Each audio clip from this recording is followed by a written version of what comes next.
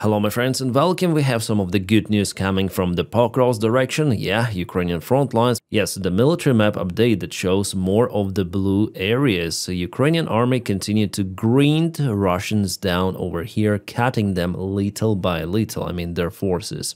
So before the Russian army group in Kucherev Yar was cut from supplies with the swift attack of Ukrainian armed forces, and now Ukraine is cutting the Russian army from Pankivka and Mayak and also Nikhanorivka. So I would say that this group of the Russian army has already been trapped. This connection they have, it's very tiny. And we know that Ukraine controls this entire area with the help of the drones. So then this operation is completed. The next step for Ukrainian army will be the encirclement of the Russian group in Suvorove and also Fedorivka. And Ukraine already works in this area. There is the Ukrainian attack in Novotoretsk and Ruzzian. And this distance is not very long, less than 4 kilometers. So you see how Russians overestimated their abilities to gain the ground with quite poor supplies and logistics they have. As always, it is the huge downside and the biggest problem in the Russian army. So about the frontline changes yesterday today, so you see that Russians try to regroup, they gain some of the tiny little piece of the ground here.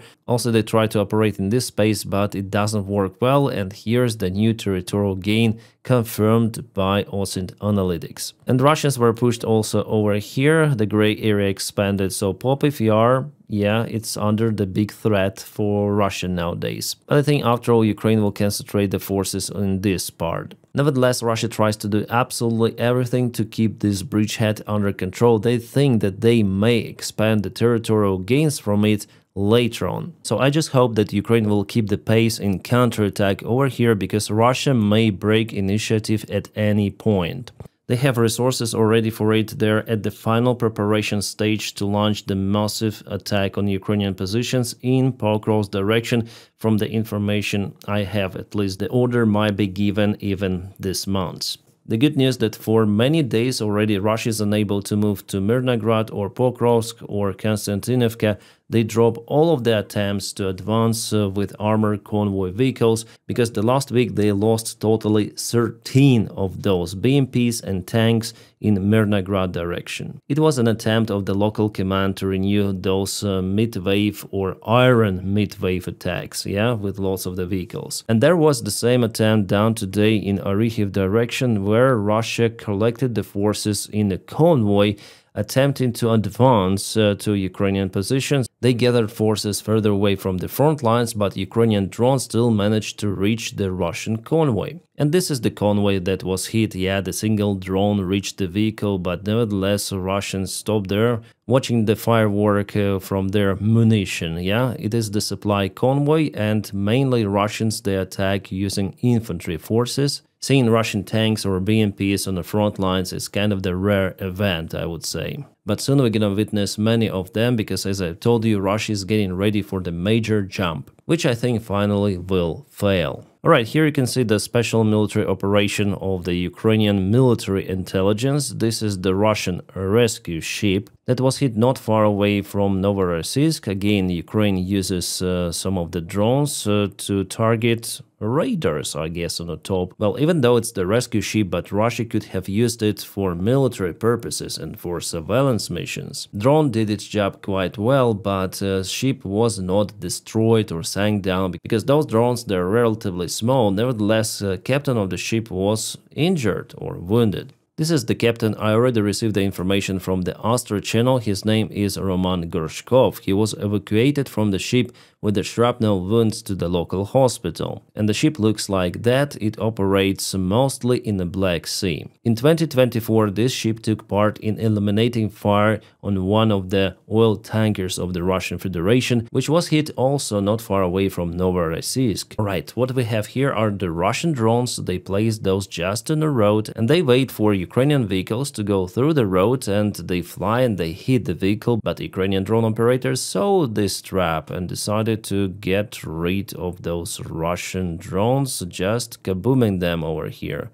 Boom, and Ukraine uses the similar tactics. I already saw how drones wait for several hours. Russians even use the solar batteries on those drones, so definitely it's the ambushment tactics. Oh, what is this? This is the Kharkiv direction, and Russians again left some of the mines under the bridge. They mined the bridges just in case they need to retreat and not let Ukrainian forces to gain the territories.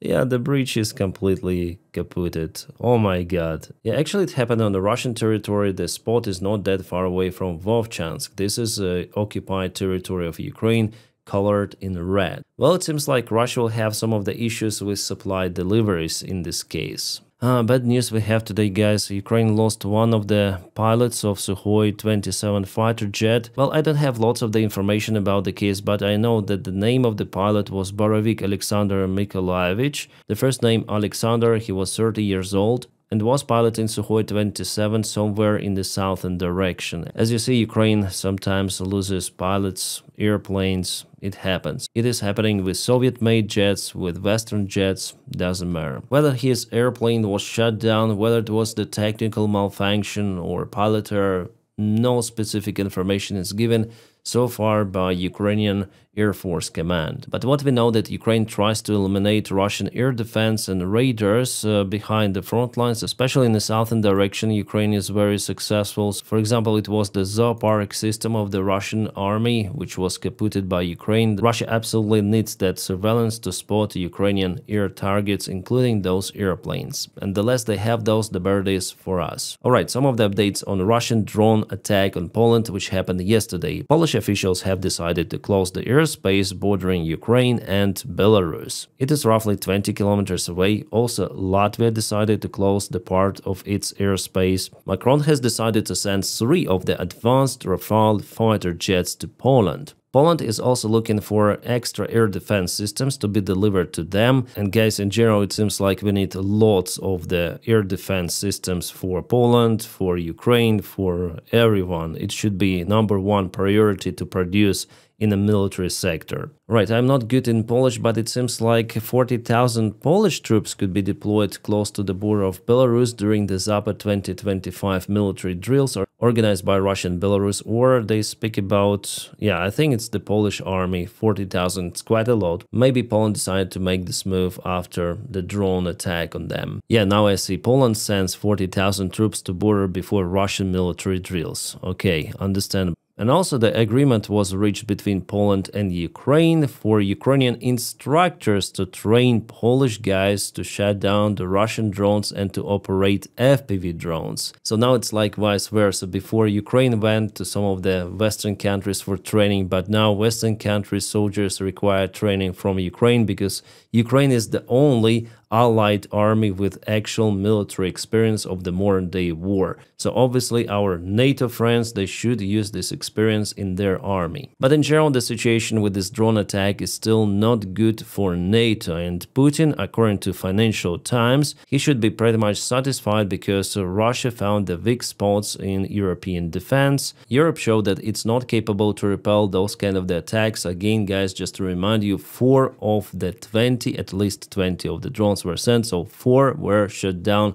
with the help of the multi-nation operation using F-35 aircraft. Yeah, most of the drones just landed on themselves, that's it. By the way, one of the drones landed in the Polish military base very far away from the border. Here Financial Times conclude that Putin might escalate even more because of the weak reaction and because NATO for now is not capable to defend its airspace properly. And you know, some of the drones went to Poland not from Ukraine but from Belarus territory. Despite that fact, Trump called to Lukashenko today and he decided to release or lift off, it's better to say, sanctions from Belarus. As an exchange, Lukashenko promised to release some of the political prisoners, the own citizens of Belarus. By the way, not long time ago, one of those prisoners lost his life in Belarus prison. But still, the move of the White House administration is kind of strange, and in general, I would say their reaction is close to zero. I would say Donald Trump is more interested in internal politics and how to fight Democrats, whom he called far lefties.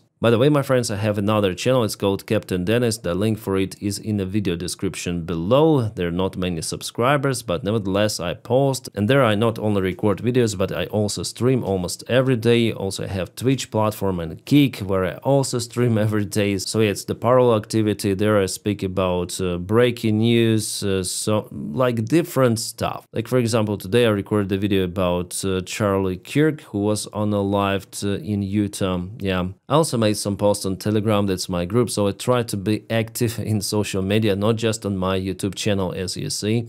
And this particular channel gives me a platform to speak about everything. So join our small, for now small community, but it will grow, I hope. So yeah, just to tell, there are internal issues in the United States, which takes some of the attention of the White House administration nowadays. But still, I think that reaction on events in Poland should have been more vivid, because Trump shows that he doesn't care really. And actually it was the biggest attack on territory of NATO, I guess, since NATO was created. Yeah, many drones entered European country, Poland, member of NATO. Alright, White House passes defense policy bill with transgender diversity restrictions. What? Well, the good thing that in this defense bill, Ukraine will also obtain its military support of $400 million, something like that. Yeah, Ukraine will not obtain those money, no, it will obtain military equipment, which worth those money. Good step from the House, of course. Individuals like Marjorie Taylor Greene tried to block this initiative, but nothing happened. No,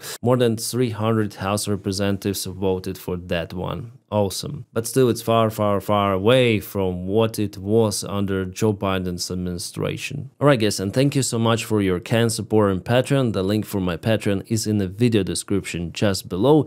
You keep me motivated to film more of the videos, so thank you for it so much. And my friends, I wish you all a peaceful sky wherever you are, and have a great time.